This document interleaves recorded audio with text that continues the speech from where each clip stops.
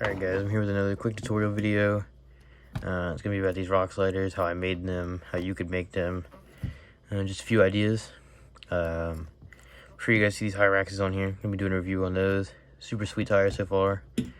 So as far as these go, super simple to make. I made them out of some old license plate. Good material for this. Thin enough that it's super easy to work with, but thick enough that it's not going to bend under, just driving this thing. Or like it's just not gonna bend on the truck. It's strong enough. But what I did was I made some paper templates. Did some measurements, cut out a piece of paper, taped it to the license plate, and I cut it out with some tin snips. If you don't know what those are, they're kind of like garden shears, but a little stronger. Made to cut through thin materials like this, thin metal. And then I used a vise a lot throughout the process because when I was cutting them with the tin snips, it would kind of warp them, I guess you could say. Like when you would cut, it would kind of like roll and bend it. So I'd throw it in the vise, clamp it down really hard, get it nice and flat again. And I also use the vise to clamp this in there and then get the bend on it.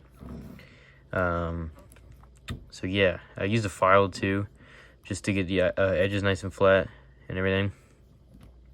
But as far as mounting these things go, you can see there's two screws right there holding it in. Those are the two screws that were already there holding the skid plate in. They're stock screws. They're plenty long enough to hold this material on and thread into the skid plate with tons of buffer room. Yeah, they're in there pretty good. But some other things you could do, you can pick up little thin sheets of craft sheet metal at some stores. I'm pretty sure I've seen it some places.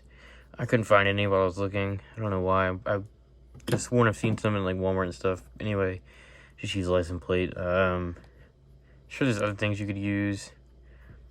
Nothing really comes to mind right now, but somebody's probably got some ideas they could leave in the comments. And if you've probably seen something around your house you could use. This chassis brace too, you might have seen this. I reckon I'll just throw that in this video. I'm not going to make a whole video on it, but once I made the body magnet mount in the front and rear, and I got rid of the hinge, these frame rails were bending in and out and everything, and it just wasn't good. So I just made that out of the license plate material. Also threw it in there.